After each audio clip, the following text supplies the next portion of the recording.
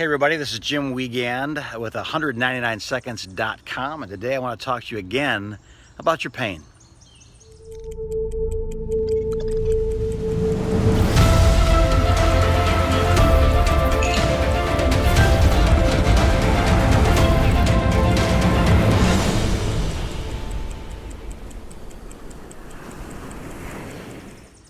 I just finished lunch and I'm taking a walk here in the woods by my office in sunny, beautiful Fenton, Michigan. And birds are singing and I'm just blessed, and I was thinking about the lunch that I just had and how good it was. And I was thinking about, when I grabbed that food, the first thing I did is I prayed. I said, God, bless this food.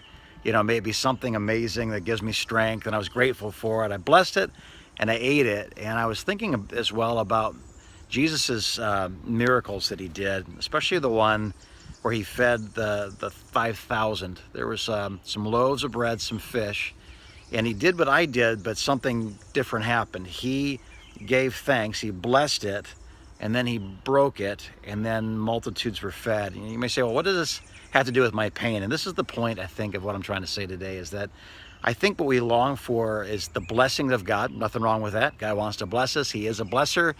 He doesn't have evil, he doesn't give evil. He only has good, he only gives good, right?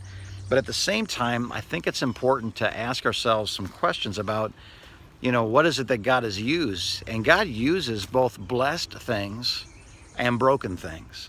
You can feed a few people with blessed bread. I just fed myself with blessed bread. But God feeds multitudes with broken bread.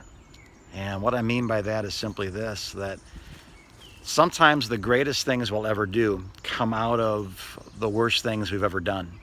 Sometimes the greatest victories we'll ever know come out of, sometimes years later, but come out of the worst defeats we've ever experienced. Sometimes pain is what our past is really, just full of. But at the same time, isn't it interesting how God takes someone who murders like Moses and turns him into someone who delivers people from bondage? Isn't it amazing how God takes a forgotten little brother who spent a lot of time alone called David, turns him into a giant killer, turns him into the greatest king that Israel ever had? Isn't it amazing how God can take the worst things like the Nazi, just crazy what happened in the 40s in Germany, but out of that comes people like Corrie ten Boom, who, just testifies to the faithfulness of God even through trials. It's amazing how fiery furnaces are often the refining place for amazing things to happen. So